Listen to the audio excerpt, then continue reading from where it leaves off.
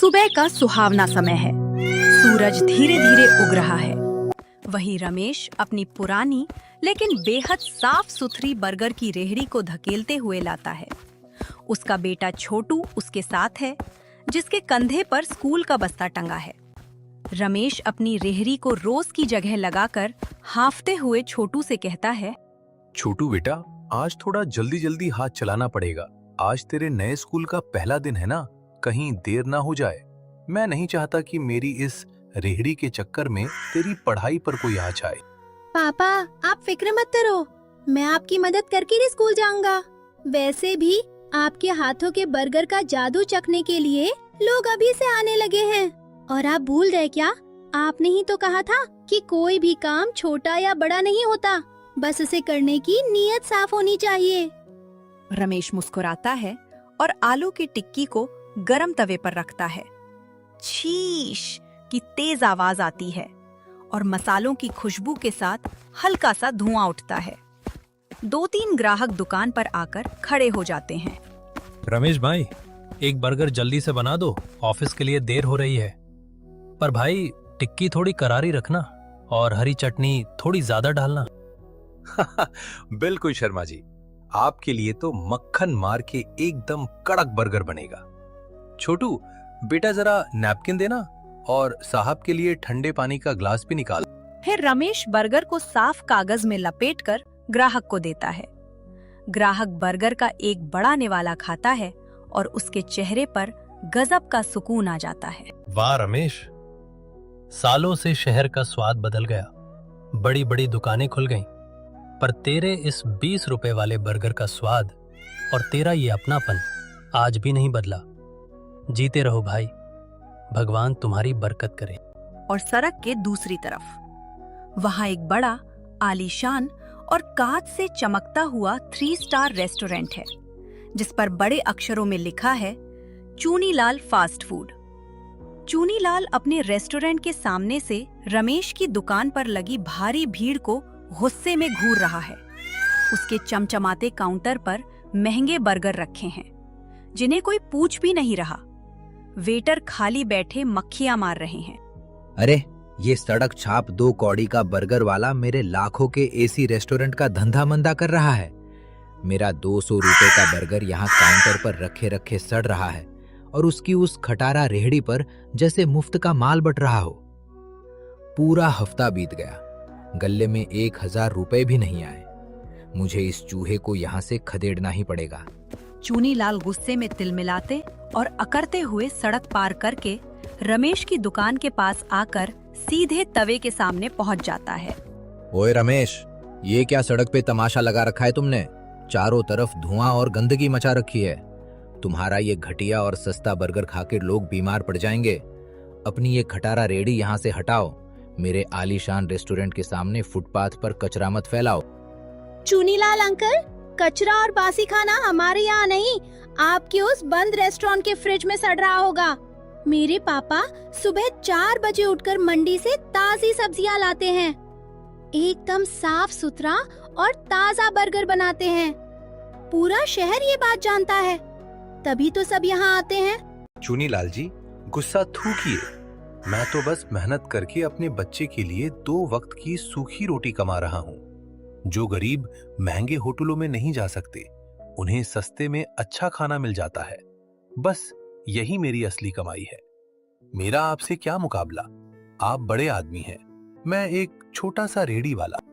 जबान मत लड़ाओ रमेश। ये जो लोग आज तुम्हारे गुण गा रहे हैं ना, कल कोई थूकेगा भी नहीं। बहुत जल्दी तुम्हारा ये ईमानदारी का भूत और ये घमंड मिट्टी में मिला दूंगा। देखते हैं कब तक टिकते हो तुम इस चौराहे पर। चूनीलाल पैर पटकते हुए और गुस्से में बड़बड़ाते हुए वापस चला जाता है। दोपहर का समय है, कड़कती धूप है। छोटू स्कूल गया हुआ है। रमेश थका होने के बावजूद अकेला मुस्कुराते हुए बर्गर बना रहा है। अचानक एक बड़ी सरकारी गाड़ी सायरन बजाते हुए आकर रुकती है। उसमें से एक सख्त दिखने वाला फूड सेफ्टी इंस्पेक्टर और 2 पुलिस वाले उतरते हैं। चूनीलाल उनके ठीक पीछे अपनी गाड़ी से उतरता है और कपट भरी शैतानी मुस्कान हंस रहा है। रुको, बंद करो ये सब। कौन है इस अवैध रेहड़ी का मालिक? रमेश, कौन है तुम में से? जी साहब, मैं ही हूँ रमेश। क्या बात हो गई साहब? मुझसे कोई गलती हो गई क्या? गलती? तुम पूरे शहर की जान से खिलवाड़ कर रहे हो और पूछते हो गलती? हमें लिखित शिकायत मिली है कि तुम बर्गर में सड़ी हुई सब्जियां और हफ्तों पुराना जहरीला तेल इस्तेमाल करते हो और तुम्हारे पास इस सड़क पर दुकान लगाने का कोई म्युनिसिपल लाइसेंस भी नहीं है। चलो, ये दूषित दुकान अभी के अभी बंद करो और तुम इस रेहड़ी को जब्त करो। नहीं साहब, भगवान के लिए ऐसा मत कीजिए। आप खुद चलकर मेरा तेल और सब्जियां देख लीजिए, सब एकदम ताजा है। मैं बहुत गरीब आदमी हूँ साहब। अगर ये दुकान बंद हो गई तो मेरे बेटे की पढ़ाई छूट जाएगी। हम दाने दाने को मोहताज हो जाएंगे। मेरे पास आप लोगों को देने के लिए घूस के पैसे नहीं है, पर भगवान गवाह है, मैं बहुत ईमानदार हूँ। देखा इंस्पेक्टर साहब, मैंने कहा था ना, ये सड़क छाप लोग पकड़े जाने पर ऐसे ही घड़ियाली आंसू रोते हैं।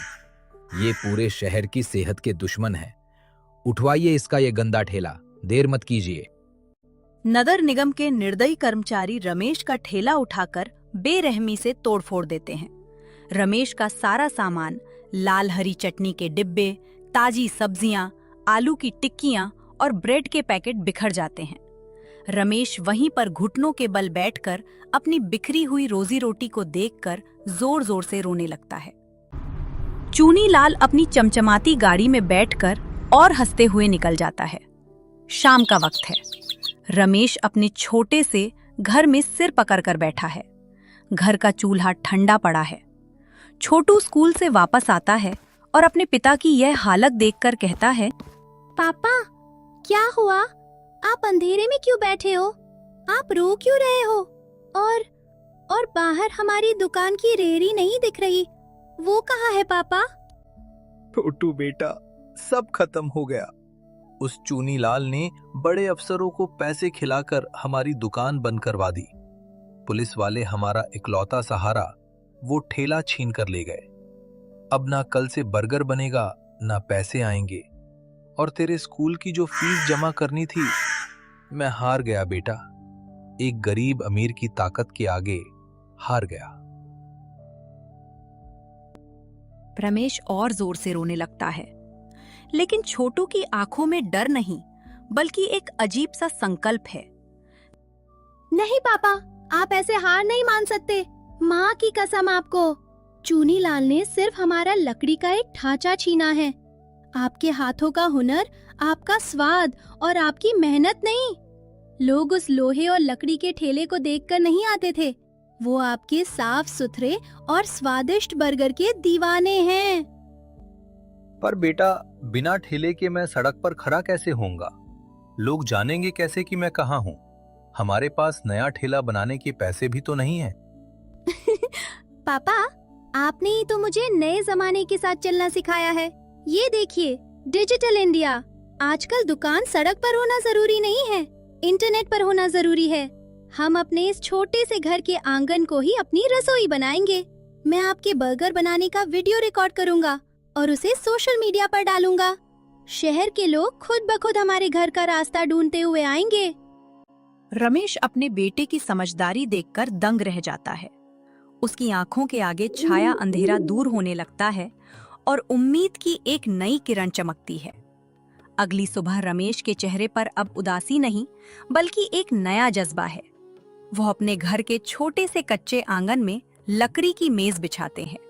रमेश टेबल के सामने खड़ा हो जाता है और छोटू सामने खड़े होकर अपने फोन का कैमरा ऑन करता है।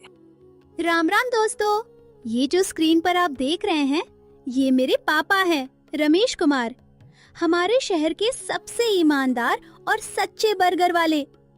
कल कुछ बड़े और जलनखोर लोगों ने पैसों के दम पर इनका ठेला हमसे छीन लिया ताकि हम भूखे मर जाएं। लेकिन वो मेरे पापा की मेहनत का स्वाद नहीं छीन पाए। आज से हम अपने इसी छोटे से घर यानी मकान नंबर 5 स्टेशन रोड से काम शुरू कर रहे हैं। अगर आपको सच में साफ सुथरा, सेहतमंद और बिना किसी मिलावट का सच्चा स्वाद चखना है, तो हमारे घर आइए और एक सच्चे और मेहनती इंसान का साथ दीजिए। छोटू उस वीडियो को इंटरनेट पर अपलोड करता है। स्क्रीन पर लाइक्स, शेयर्स और कमेंट्स की बाढ़ आ जाती है। वीडियो तेजी से पूरे शहर के व्हाट्सएप ग्रुप्स और फेसबुक पर वायरल हो जाता है और दोपहर होते होते रमेश के घर के बाहर का नजारा बदल जाता है।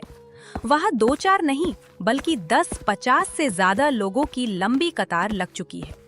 लोग अपनी गाड़ियां और मोटरसाइकिल खड़ी करके रमेश के आंगन के बाहर इंतजार कर रहे हैं।